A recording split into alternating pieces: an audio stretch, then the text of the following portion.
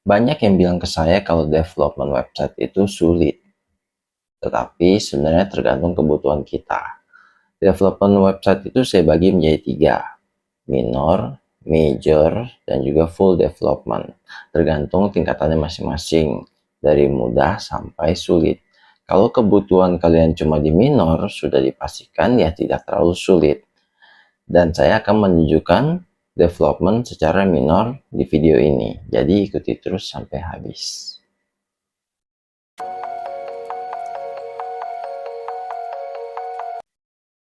Halo teman-teman semua, kembali lagi bersama saya Joni Twindra, seorang IT spesialis yang akan menjadi IT educator untuk kalian. Dan kali ini saya akan menunjukkan development secara minor. Tetapi sebelum itu saya akan menjelaskan dulu nih tentang development website. Ya, kenapa sih website itu harus dilakukan development? Jadi teknologi itu terus-menerus berkembang. Jika website itu tidak ikutin, sudah pasti website kalian nanti tidak akan berguna. Nah, kali ini saya akan menjelaskan 3 tingkatan dari web development itu sendiri. Yang pertama itu minor. Nah, kalau di minor ini perubahan kecil lah, tidak terlalu besar. Jadi kalau kalian berpikir, oh saya ada berubah gambar banner nih, ya itu bukan termasuk development, tetapi itu memang perubahan dari kebutuhan konten. Yang saya maksud dengan development itu berarti sesuatu fungsi di dalam website itu ada yang berubah. Seperti contoh, mungkin sebelumnya belum ada banner dan kalian menambahkan banner. Nah, itu kan tidak terlalu sulit. Itu masih tergolong minor development. Nah, bagaimana dengan major? Nah, kalau major itu bisa dibilang tingkat kesulitan yang menengah. Jadi, di mana misalkan kalian mempunyai website company profile misalkan, kalian menambahkan fitur online shop. Jadi website kalian juga bisa berjualan. Nah, itu sudah termasuk major. Itu menambahkan fungsi untuk berjualan. Nah, bagaimana dengan full development? Nah, kalau full development ini bisa dibilang website kalian mungkin awalnya simple ya. Jadi masih menggunakan framework mungkin. Nah, kalian merubah total menggunakan CMS karena kalian merasa akan lebih mudah karena ada fitur backend database yang sudah rapi. Nah, itu full, jadi berubah dari framework menjadi CMS. Nah, kali ini saya akan menunjukkan development dari video saya yang sebelumnya, yaitu perubahan pembuatan website berupa CV. Nah, kali ini kita langsung lanjut ya. Di sini sebelum itu kita akan rollback dulu bagaimana kita lihat website CV yang sebelumnya saya buat.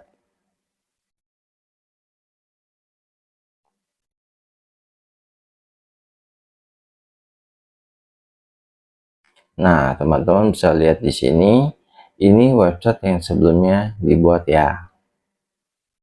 Mungkin beberapa dari kalian melihat ini sudah oke kok, tetapi sebenarnya ada kekurangan. Nah, saya tunjukkan apa itu.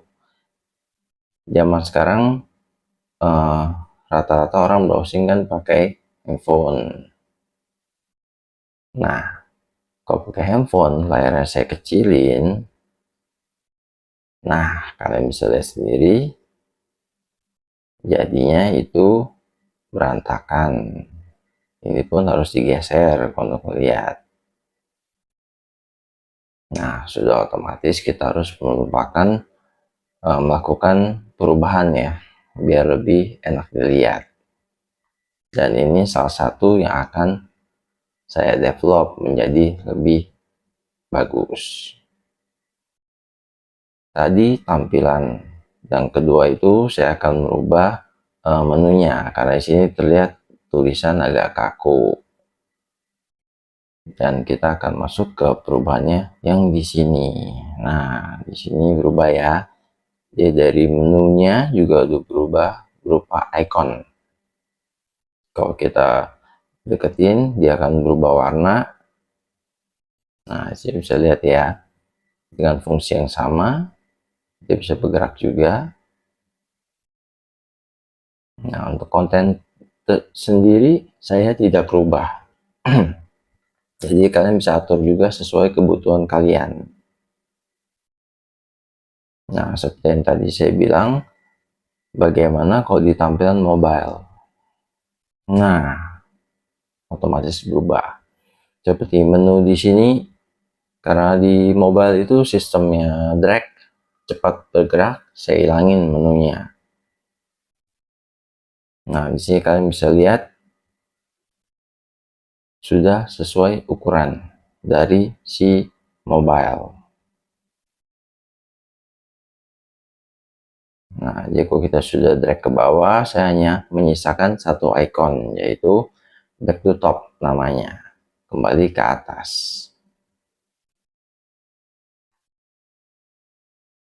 Dan apalagi nih? Ada lagi, yaitu saya ada menambahkan sedikit JavaScript untuk biar terlihat agak keren. Kalau di sebelumnya kan kita bisa lihat ini langsung tertulis IT spesialis. Nah, di sini saya mau menunjukkan fungsi dari JavaScript, yaitu kalau saya klik ini, ya dia akan otomatis muncul secara berurutan. Jadi ada 3 hal perubahan development yang akan saya buat di website CV ini. Yang pertama, saya akan jelaskan dulu di JavaScript ini ya. Nah, kita langsung ke codingnya. Jadi saya ada buka dua file juga, isinya sama. Yang membedakan itu cuma di image. Ada tambahan berupa icon yang akan dipakai untuk si menu. Jadi yang saya bahas tadi adalah JavaScript. Untuk script ini sendiri semua tidak ada perubahan. Nah, kalau kalian lihat, yang berubah itu cuman di bagian bannernya. Untuk button, saya ada menambahkan button ya, tombol. Kalau diklik, dia akan memunculkan ini. Ada fungsi yang saya buat, yaitu My Profession. Nah, My Profession, kalau kalian lihat penamannya, ini cara untuk memanggil si JavaScript. Dan JavaScript ini biasa diletakkan di paling bawah. Jadi ada penambahan coding itu di bagian bawah dan di sini. Nah, ini adalah scriptnya. Dan seperti biasa, untuk coding ini sendiri saya juga sudah ada taruh di website. Jadi kalau kalian menuju link yang ada di sini, dan juga ada tombol seperti biasa, kalian klik, dia akan langsung mendownload file untuk kalian. Jika misalkan di sini codingnya tidak terlihat jelas ya tulisannya ya. Nah, perubahan yang satu kan tadi itu JavaScript. Nah, yang kedua tadi apa tuh? Kita baik dulu nih. Oke, menu. Saya akan membahas menu.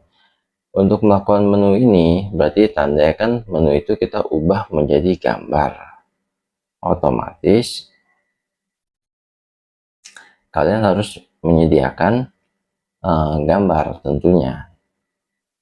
Jadi untuk kelas di sini, di floating button ini, sudah bagian 7 ya, sudah berupa gambar. Jadi ada image source. Nantinya image itu kalian akan berikan fungsi. Kalau misalkan diklik, dia akan menuju ke ID yang kalian mau. Dan untuk klik ini juga menggunakan fungsi ahref.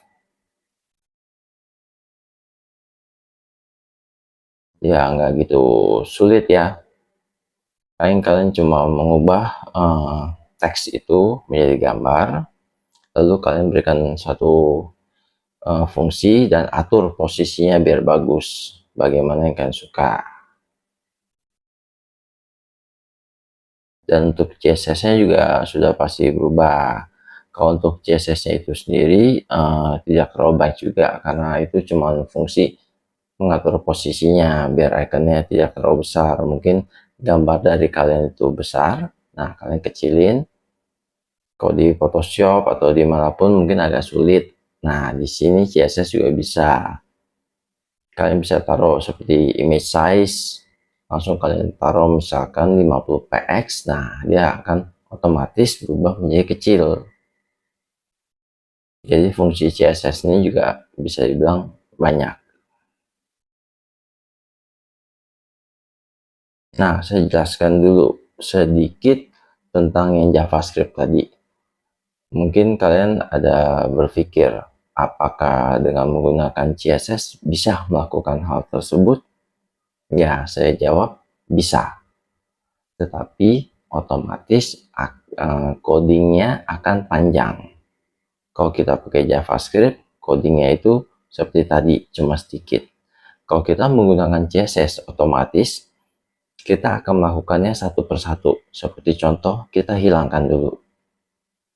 Lalu kita kasih timing, kita atur set, misalkan detik pertama muncul I, lalu di detik kedua muncul T. Nah, akhirnya kan panjang sekali ya, bisa kalian bayangin kalau saya ketik seperti itu. Dan itu juga otomatis akan memberatkan di sisi loading dari si website. Nah, jadi kalau kita pakai JavaScript, otomatis website kita akan lebih ringan, karena dia akan langsung memanggil fungsi tersebut dan langsung dijalankan. Jadi satu kali doang. Kalau kita menggunakan CSS, dia akan melakukannya satu persatu.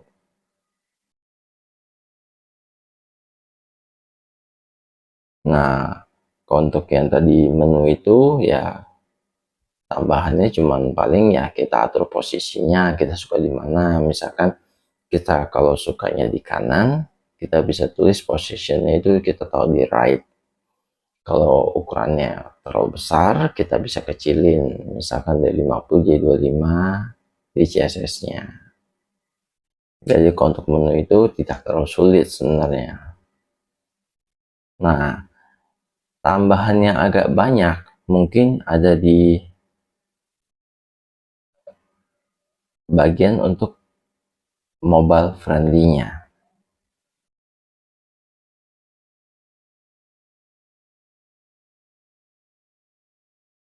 Jadi kalau ini mungkin kalian harus bikin agak berulang-ulang ya, tapi mungkin kalian bisa copy paste saja. Karena di sini kita akan menargetkan untuk si laptop, tablet, dan handphone. Jadi ukurannya kan otomatis berbeda. Nah, sini ada membagi untuk responsif mobile. Dan di atasnya, oh berarti karena kita udah buat yang si laptop, berarti kita cuma buat untuk si tablet dan juga mobile. Dan itu juga kalian harus tahu ukurannya ya. Jadi kalau untuk di tablet ini sendiri, di sini fungsinya ya. Jadi add media, kita akan tulis minimum width-nya berapa, jadi lebar minimalnya berapa, dan juga maksimumnya berapa untuk si tablet.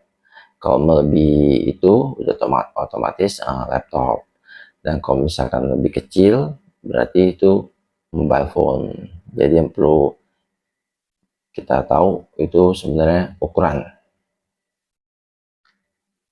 Nah, begitu kita perkecil ya di sini, karena ini untuk tablet ya, perkecil kita akan lihat ada perubahan. Nah,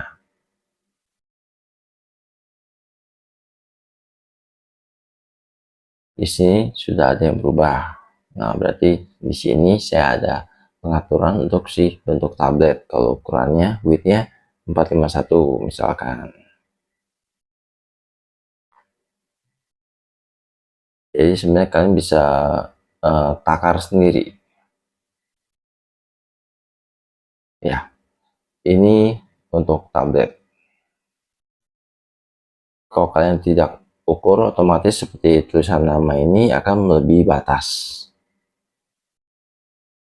Dan yang paling terlihat mungkin di bagian sini, dia akan sangat lebar seperti yang tadi saya bilang. Kita lihat perbedaannya ya. Nah, masih sama, berarti ini bukan yang tablet ya.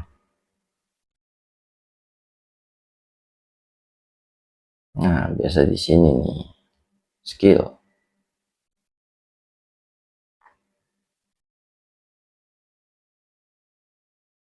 Kita akan melihat yang melewati batas. Nah, ini. Nah, kalau kita menggunakan CSS, kita bisa atur ukurannya. Jadi kalau misalkan di Akeo Media sekian, kita ubah. Nah, sebelumnya kan di sini bentuknya bulat ya. Biar agak rapi, saya ubah menjadi kotak. Yang awalnya rounded menjadi square.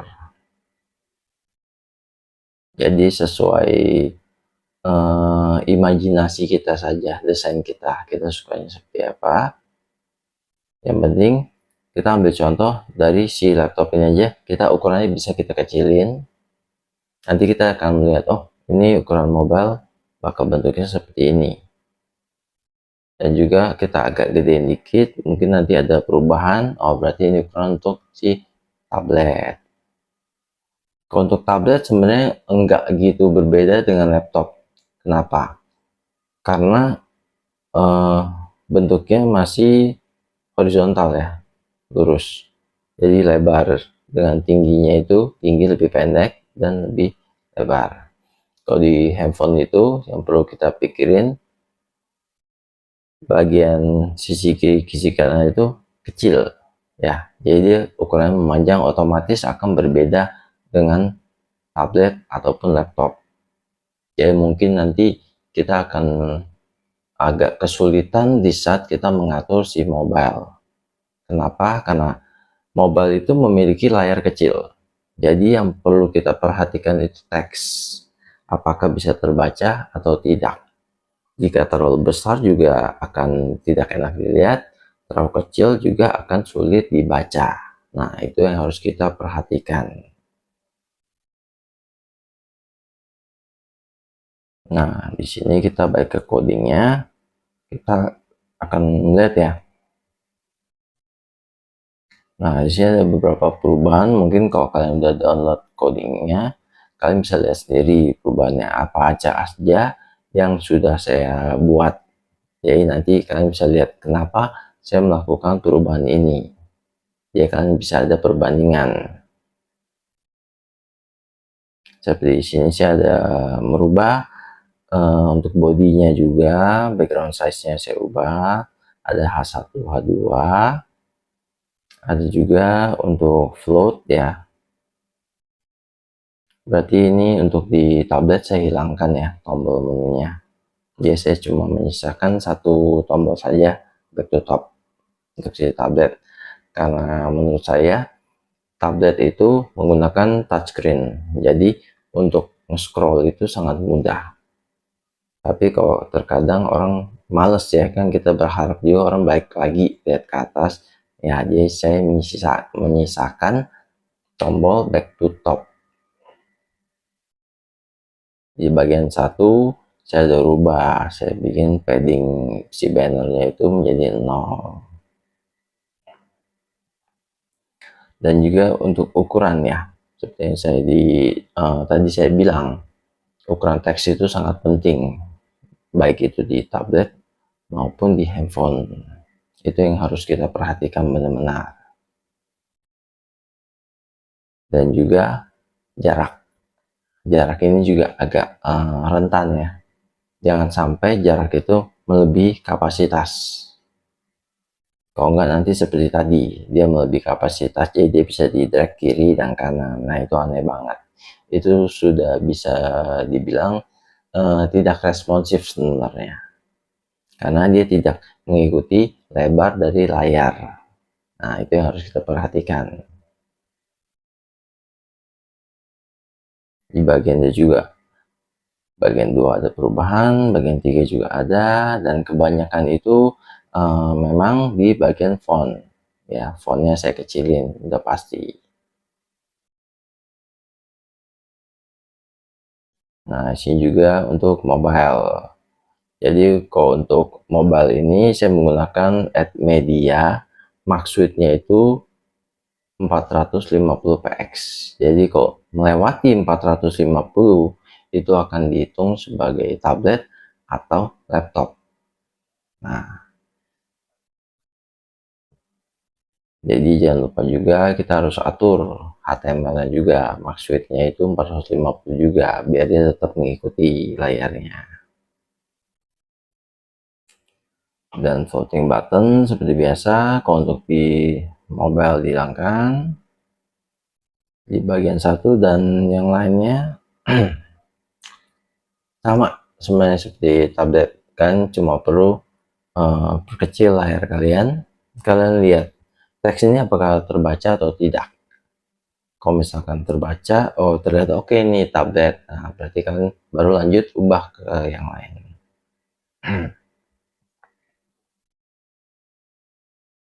Ya, sebenarnya itu saja.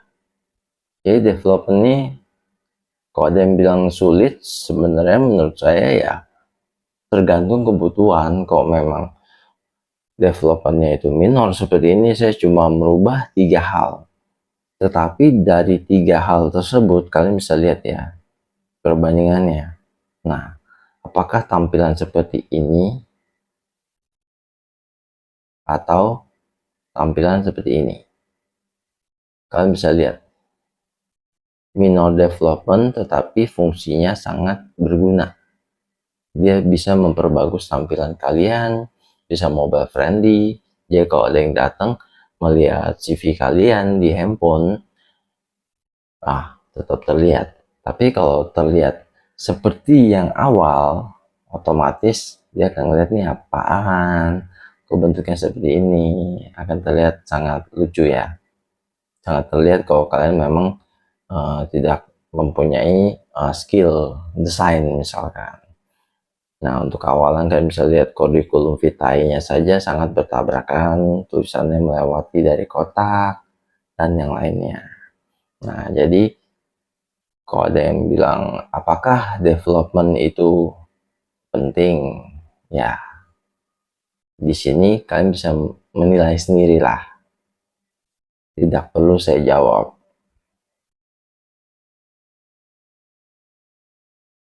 Nah, kebetulan ya teman-teman mungkin ada beberapa yang sudah mencoba membuat CV. Siapa tahu kalian berpikir keren juga ya kalau membuat CV online begini, kita memperlihatkan kepada HRD.